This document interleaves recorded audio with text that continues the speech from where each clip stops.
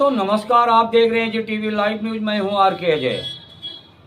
दोस्तों आज बात करेंगे दिल्ली, भारत की राजधानी की एमसीडी और डीडीए किस तरह से लगातार भ्रष्टाचार की खबरें निकल के आ रही हैं, आरोप लग रहे हैं जो आप आगे सुनेंगे और देखेंगे।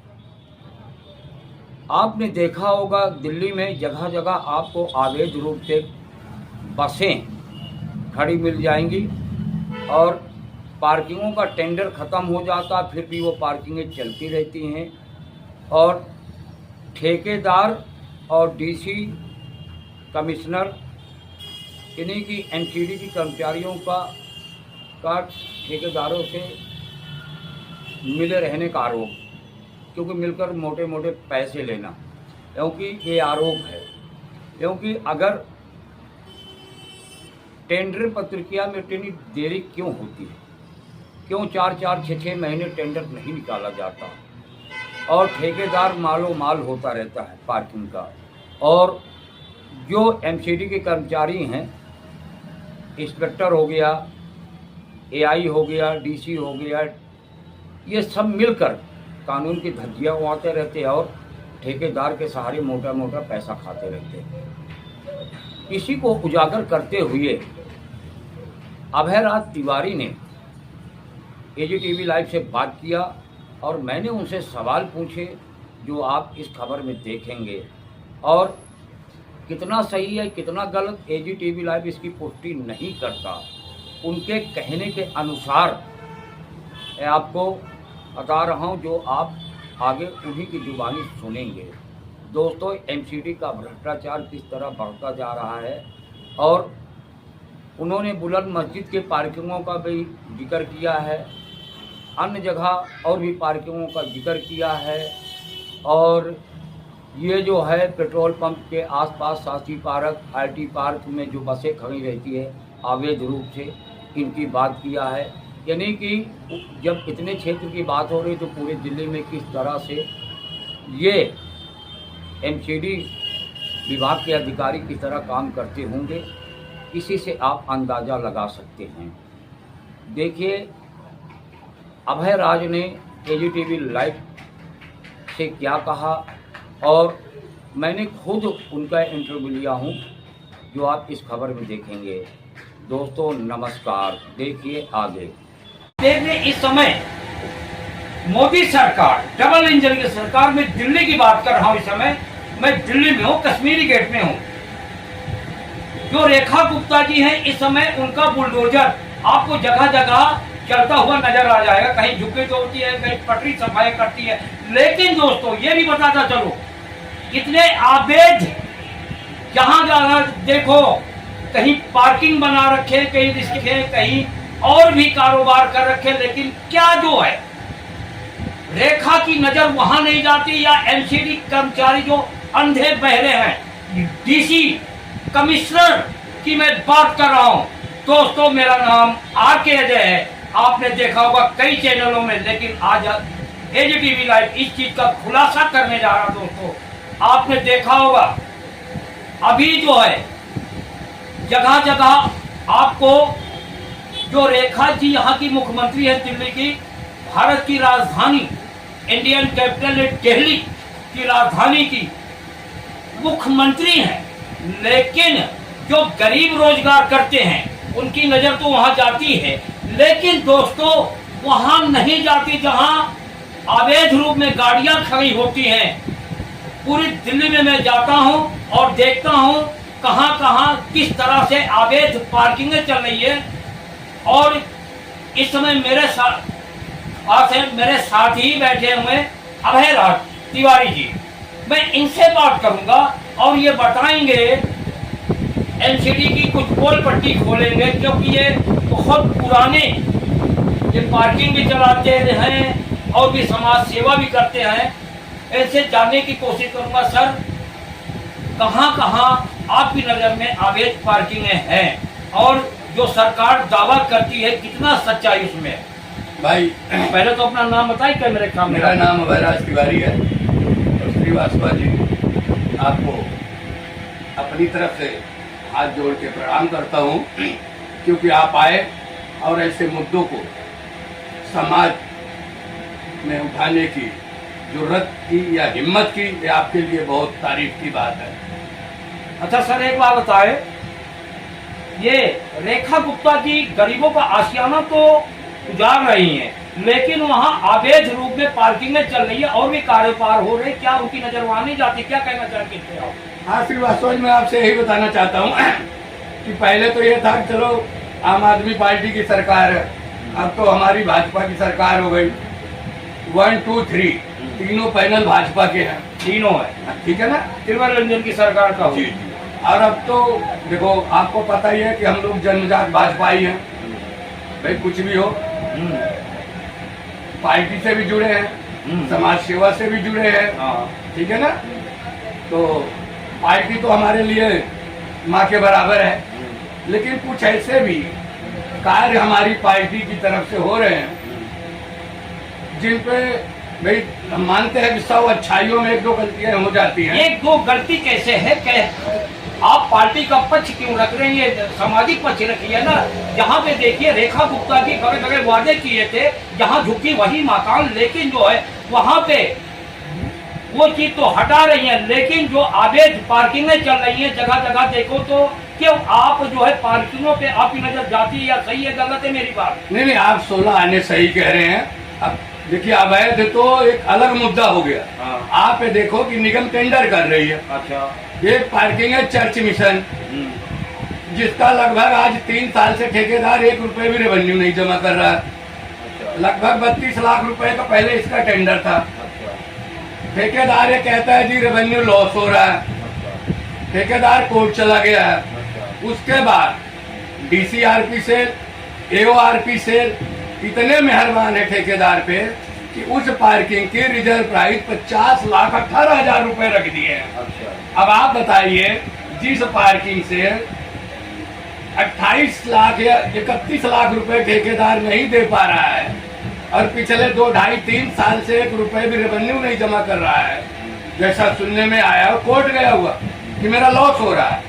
कई लोगों ने कंप्लेंट की, जिस कारण से DCRP से और AORP से एक्शन नहीं लिया उसका एक्शन क्या लिया? उसका टेंडर लगाया लोगों की कंप्लेंट के बाद। अच्छा। लेकिन टेंडर इस तरीके से लगाया कि उस पर कोई टेंडर डाल ही नहीं सके। इतना महंगा टेंडर। आप ये देखिए, कैमरे सामने दिखाइए, कैमरे सामने। आप ये देखिए, मैं आपको दिखाना चाहता हूँ, लिस्ट हमारे पास है। उस साइड की रिजर्व प्राइस इन्होंने, मैं आपको दिखा रहा हूँ, सीरियल नंबर 8 देखिए, चर्च मिशन पार्किंग, ठीक है जी। रिजर्व प्राइस रखा गया 50,18,000 दिख रहा, ठीक है। ये किस टर्म्स एंड कंडीशन के तहत, मैं पूछना चाहता हूं DCRP सेल से, commissioner of municipal mister Ashwini Kumar साहब से, जिनके नाम की दुनिया तारीफ कर रही है, कि किस स्तर तक ठेकेदार को RP सेल डिपार्टमेंट के द्वारा लाभ पहुंचाया जा रहा है। जो छोटे मोटे ठेकेदार है उनको कोई लाभ तो छोड़िए, उन पे जुर्माने भेजे जा रहे हैं, उन्हें नोटिस भेजे जा रहे हैं। किस हैसियत से ये पार्किंग, जिसका रिजर्व प्राइस 30 लाख रुपए होना चाहिए, उसका 50,18,000 क्यों रखा गया? किस टर्म्स एंड कंडीशन के तहत? अच्छा, वो पार्किंग अभी फ्री है या टेंडर उसका हो चुका है? श्रीमान जी, इसका टेंडर है। ठेकेदार कोर्ट चला गया कि भाई हमें लॉस हो रहा है। लोगों ने कंप्लेंटें डाली, जो समाज से पता चला। वहाँ उस कंप्लेंट के अकॉर्डिंग RP सेल ने पब्लिक को दिखाने के लिए उसे टेंडर में लगा दिया। टेंडर में लगाया तो उसकी रिजर्व प्राइस 32 लाख रखनी चाहिए। अच्छा, इन्होंने रिजर्व प्राइस 50,18,000 रख दिया। कोई टेंडर उस पर डालेगा ही नहीं और ये पार्किंग ऐसे चलती रहेगी। ठेकेदार की बल्ले बल्ले होती रहेगी, ठेकेदार की जेब में माल जाता रहेगा। RP सेल के DC को भी 2-4 लाख रुपए महीना पहुंचता रहेगा। ये दर्शाता है कि हम किसी पर ब्लेम नहीं कर रहे, इल्जाम नहीं लगा रहे, सिर्फ ये बता दें म्युनिसिपल कमिश्नर महोदय कि किस टर्म्स एंड कंडीशन के according 50,18,000 reserve price church mission की रखी गई है। अच्छा, एक बात तो चलो, ये तो रही चर्च मिशन, और जैसे और जगह भी पार्किंग में है, क्या आपको कुछ मालूम है? बहुत सारी, अब जैसे आपके बुलंद मस्जिद चल रही है। अच्छा, DDA ने कोई NOC नहीं दी है। अच्छा, नो ऑब्जेक्शन सर्टिफिकेट नहीं है? नहीं है। ये कब बात करें लोकेशन? अगर डीडीए ने नहीं दी है तो आप ये मान सकते हैं कि डीडीए को कोई रेवेन्यू नहीं जा रहा है। वहाँ 2-3 पार्किंग है बुलेट में जी। पार्किंग की बात। वहाँ 5 पार्किंग इलीगल चल रही है, वहाँ एमसीडी का बोर्ड लगा है। अभी हमारे क्षेत्र के कई मीडिया वाले गए थे, जैसे एनबीटी वालों ने न्यूज निकाला था, उसका खुलासा टाइम्स वाले गए थे, कई लोग गए तो ठेकेदार ने एमसीडी का बोर्ड हटा दिया। लेकिन आज भी वो पार्किंग अवैध रूप से चल रही है, जिसका पिछले 1 साल से 1 रुपए निगम में नहीं जमा हो रहा है। उसका मजा ले रहा है कौन? निगम, ठेकेदार और डीडीए डिवीजन 1 के, चाहे एई हो, जेई हो, एक्शन हो। अच्छा, एक बात बताओ, आप इतनी और शिकायतें उसी के बताएं। पीछे पेट्रोल पंप के साथ कम से कम 15 बीघे के पार्किंग इलीगल पार्किंग चल। जहाँ लीगल पार्किंग है वहाँ तो डीडीए 1-1 मीटर नापने पहुंच जाता है। जहाँ इलीगल पार्किंग है वहाँ डीडीए के भी अधिकारी नहीं जाते और जोन के भी अधिकारी नहीं जाते। अच्छा, एक बात बताइए, आप इतनी बातें तो आपने बताया, लेकिन आप लोगों ने कहीं कंप्लेन किया इस बात की या नहीं किया? सर, जो लोगों से पता चलता है हर हफ्ते कंप्लेंट जा रही है एमसीडी में, लेकिन रद्दी की टोकरी में जा रही है। आप यही कश्मीरी गेट ही देख लो जहाँ बैठे हो, ठीक है। डीटीसी लैंड की पूरी जगह अवैध रूप से कब्जा है, पूरी रोड कब्जा है, पूरा ये डीटीसी का मेट्रो स्टेशन के सामने पूरा कब्जा है या नहीं है? मेट्रो की पार्किंग का टर्म्स एंड कंडीशन है, ओनली कार एंड 2 व्हीलर लगाया जा सकता है, पार्क किया जा सकता है। मेट्रो के station manager mister Arjun Singh ji का कहना है, जी हम तो जुर्माना भेज देते हैं। मैं आया सच्चो साहब के ऑफिस के सामने डीसीपी के बराबर में पूरी पार्किंग आपके सामने है, पूरी पार्किंग को घेर के टीन लगा के गोडाउन बना गया है, जिसमें रातों दिन ट्रक है। मेट्रो सच्चो साहब को नहीं दिखाई पड़ रहा, स्टेशन मैनेजर साहब इस पे कार्रवाई कोई क्यों नहीं कर रहे? जबकि स्टेशन मैनेजर का मतलब स्टेशन प्रबंधक, मतलब स्टेशन अध्यक्ष है।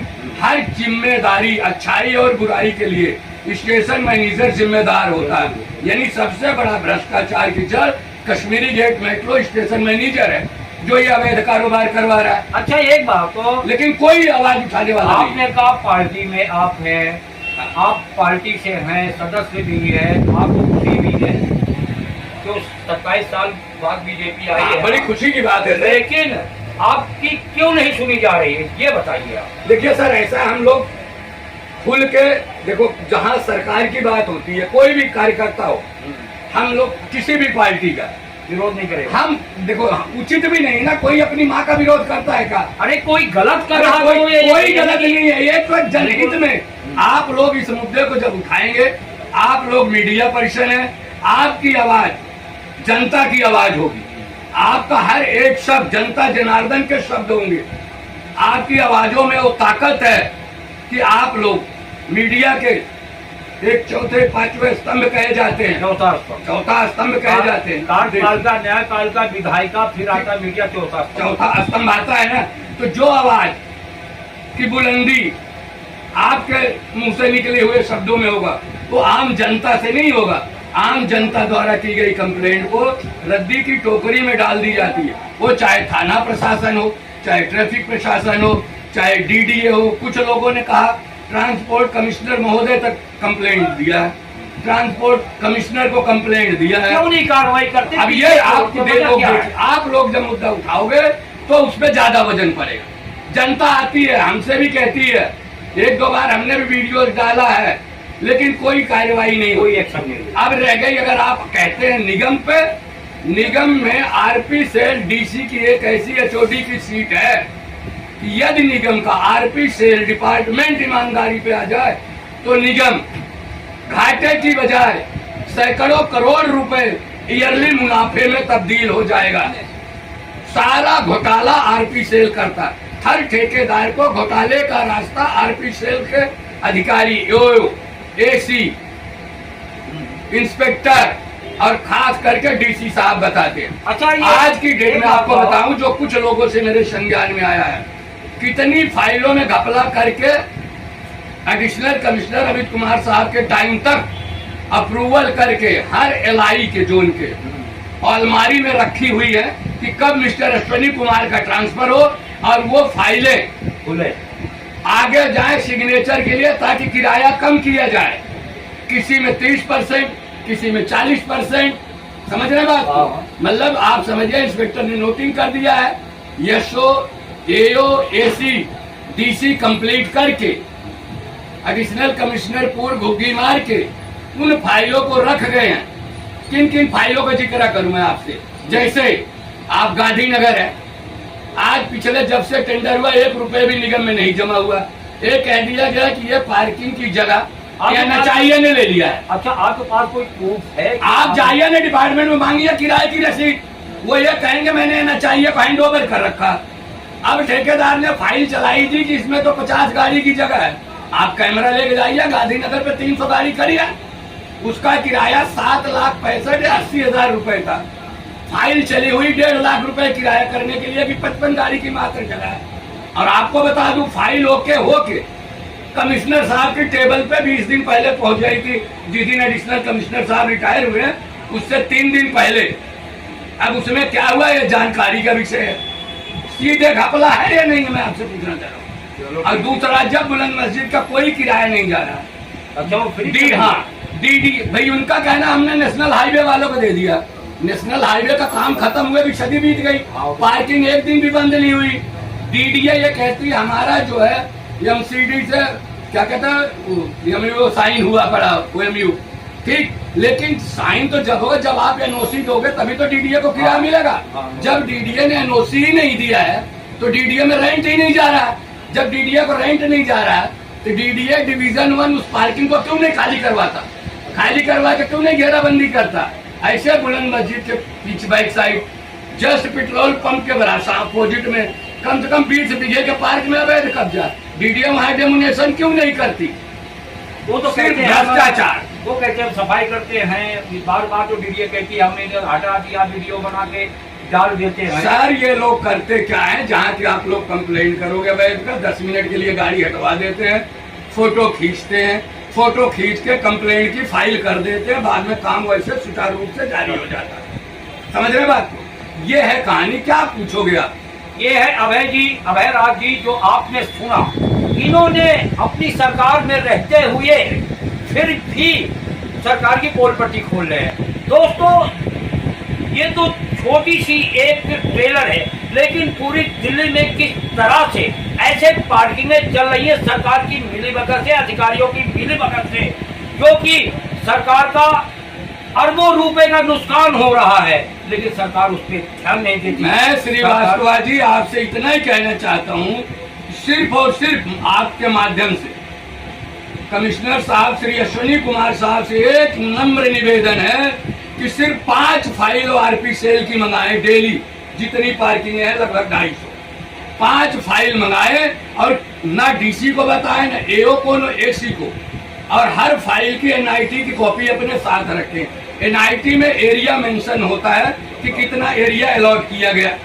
उसी टाइम आपको पता चल जाएगा कमिश्नर साहब को कि उनका RP सेल डिपार्टमेंट जैसे एक DC के लिए कमिश्नर बाप के बराबर होता है, AO के लिए AC जो है दादा के बराबर होता है। वो देखे कि उनके खानदान में, उनके परिवार के, उनके अपने लोग कितनी गद्दारी करें जिससे उनके मान सम्मान को ठेस पहुंचे।